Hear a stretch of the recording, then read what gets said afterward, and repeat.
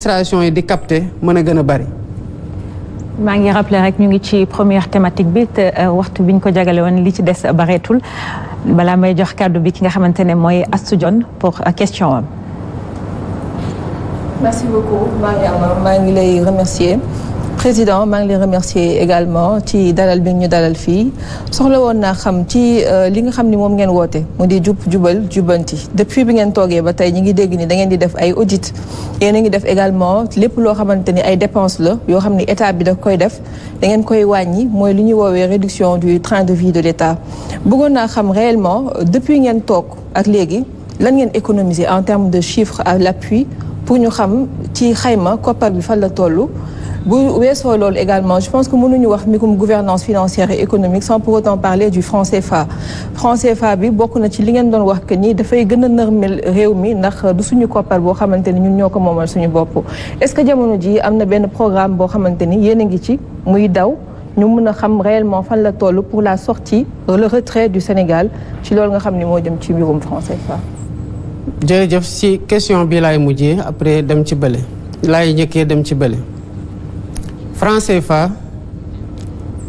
li tax ñu ne du monnaie bu gën ci ñun pour suqali ñu parce que réew yëpp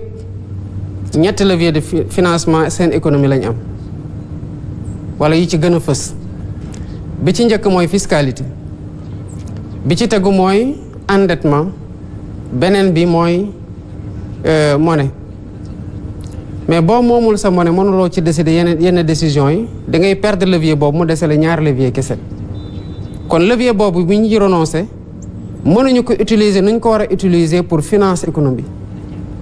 mais réew yi ko mën mel ni États-Unis moom seeni xaalis bi Covid bi jotee mais dañu battre monnaie jox seen citoyens yi ñun mënuñu ko woon def pourquoi parce que moomuñu suñu monnaie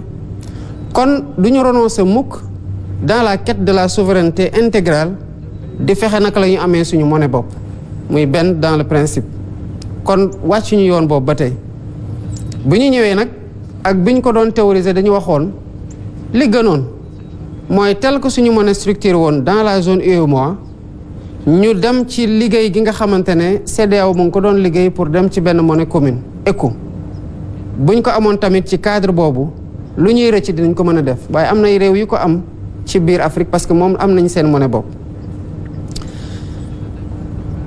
processus CEDEAO pour la gestation de la monnaie commune yéex na ñu noonu bu ñu ko mënul am foofu naka lañ koy amee ci biir UEMOA ci diggante bi am na réformes yoo xamante ne daanaka levier yi ñu échappé woon yépp ci administration monnaie CFA bi am na lu ñu ci récupéré waaye am na lu des ba léegi parce que ba tey ñu ngi ko arrimé à une seule devise muy l'euro nekk à parité fixe tamit mënuñu profito ci fluctuation yi ak yeneen monnaie yi pour mën a def pour mën a jouer sur le levier monétaire kon boobu mu ngi ñuy rëcc ba tey mais au niveau de la BCEAO fekk nañu fi benn étude boo xamante ne étude bu avancée la ci monnaie loo xamante ne daanaka bu dul woon ni UEMOA doon yeexal ay tànkam pour xaar CEDEAO kon mën nañoo baral tànk ci dans le cadre de l'UEMOA ba récupérer une monnaie souveraine boo xam ne sax mën na am du am le même nom bi nga xamante ne moom la am tey du am même symbole du am même billet yi kon côté boobu ñu ngi ciy liggéey ba tey di waxtaan ak suñuy partenaires que mu nekk dans le cadre de l'UEMOA wala mu nekk dans le cadre de l'UEMOA avec la BCEAO ce processus suit son cours en même temps que li ñuy waxtaan ak CEDEAO tamit ñu ngi ci ba léegi kon sur le plan de la monnaie retenez que ñu ngi ba léegi ci suñu trajectoire li ñu waxoon bu ñu ko amee dans le cadre de la CEDEAO c'est tant mieux bu ñu ko amul ñu léegoo ci biir UEMOA bu yeexee ci dans le cadre de l'UEMOA nag ñu génn am suñu monnaie bopp mais ça fait juste un an mënuñu en un an ñu ñëw ne waa CEDEAO seen monnaie dafa yeex doo leen ci génn wëlbatiku en un an wax waa UEMOA yéen tamit doo leen avancé kon ñu ngi engagé tout de suite et maintenant en processus monétaire te am na sax d'autres prérequis yoo xamante ne en termes de stabilisation des agrégats et de sécurisation des agrégats macroéconomiques et même suñu économie ci boppam en termes de production d'exportation pour garantir devises yi ay prérequis yoo xamante ne mu pareegul pour ñu jóg rek ne dañuy song directement une monnaie sénégalaise souveraine loolu moo nekk ñaareelu question bi nga xamante ne posé woon nga ko la première question fàttali ma ko. ci wàllum économie Sénégal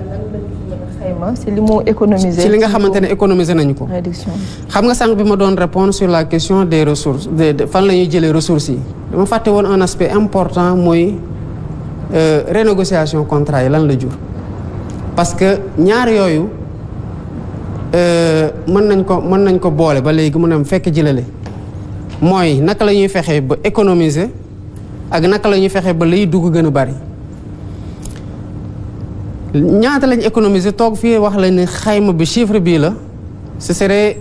du ma la mën a jox ay chiffres yu exact parce qu'il faut faire une agrégation de beaucoup d'économies qui ont été faites démb maa ngi suivre kenn suñu ndaw ñu xarañ nekkoon sa plateau ne la au sein de la CDC rek moom mën na démontrer chiffre à l'appui que économiser la woon a CDC lu mat 100 milliards. Donc imagine que ce travail-là à l'échelle de chaque direction n'est pas fait pour ñu mën la ne takk à un an. Encore que parlant d'économie, souvent c'est une réorientation des dépenses. Je prends le cas par exemple en termes de réduction de train de la vie de l'État. Bu ñu waxtaanee ak suñu mbokk yi ne fu ñu nekkoon majoritaire Assemblée nationale ne leen dañoo bëgg a dindi 16 ak HCCT ñu lank fekk y avait un budget qui était alloué au fonctionnement de ces institutions-là et à l'investissement au sein de ces institutions mais dañoo dem laaj sénégalais ñu jox ñu levier yi ñu dem dissoudre 16 dissoudre assemblée dissoudre conseil économique social environnemental ak au conseil des collectivités territoriales loolu rek économie la mais du xaalis boo xamante ne dañ koy récupérer denc ko mu mel ne dañ koy économiser non automatiquement dañu ne puisque am nañu déficit ci enseignement dañuy recruter 2000 enseignants kon xaalis boobu ñu jële woon fële dugal nañ ko automatiquement feneen mën nañoo joxe yeneen exemple ñi nekkoon dans le cadre du programme spécial de désenclavement mais bu ñu ñëwee fekk ñu waxtaanee ko ba pare mais dañu leen ne lii ngeen waxtaanee nii am na ci loo xamante ne c'est pas acceptable ñu waxtaanaat ak ñoom rek amaat une économie foofu de 24 milliards mais newuñu leen ne fi ñu leen waroon fayee 74 milliards dañu leen di fay 50 milliards par exemple dañu leen wax ne dañu leen fay toujours 74 milliards mais 24 milliards supplémentaires yi yeneen tali la mën a def parce que tali yu du jeex ñi ko soxla bëri nañ ainsi de suite dans le cadre du programme des constructions scolaires bu ñu fi fekkoon bu ñu waxtaanee mais dans un premier temps demoon nañ ba wàññi ci lu mat 30 milliards yoo xamante ne contractant bi nangu woon na ko bàyyi ñu ne kon na ko tabaxee ay yeneen salle de classe lu mat 2000 salles de classe kon réorientation la woon mais c'est des économies d'échelle yoo xamante dañ koy def pour réorienter ko fi nga xamante ne xëy na dès le départ foofu la waroon dem parce que bu dee yow 30 milliards mënoon nga ko récupérer ci benn contractant nga bàyyi ko fu mu la waroon tabaxlee 6000 classes mu tabaxal la 4000 classes mais boo ñëwee waxtaanaat ba récupérer waat loolu bu bëgg ko dugalaat ci 2000 classes yi mais loolu économie du ko romb mën naa la ci limal yu bare y compris concessions yi ngeen gis ñuy dénoncer parce que dénoncer ko c'était renoncer à tout ce qui pouvait jóge foofu dugg économie ñaara ci am li waroon duggul nga fexe ba mu dugg li waroon génn dem ci li dul farata nga fexe ba mu dugg ci farata et sous ce rapport là que mu nekk ci audit yi que mu nekk ci renégociation yi que mu nekk ci yeneen économie yi nga xamante def nañu ko dinañu def la communication transparente sénégalais yi gis ne li ñu leen waxoon fii laa toogoon 31 après les 100 jours nee leen maa leen ko wax fii renégociation dina am mais renégociation ngi am te mu ngi joxe ay résultats yoo xamante ne alhamdulilah rabil alamin te day wéy te sénégalais yi bu ñu ko gisee dañ xam ne réew mi tax ci yenn mbir yi taxawaayu patriotisme rek la soxla maanaam wane ne bëgg nga réew mi am fulaay défendre réew mi ci loo xamante ne mooy intérêt te loolu gouvernement bi nii la ci def. jërëjëf monsieur le président tontu yi am na solo may rappeler rek sama collègue journaliste yi ku ci nekk benn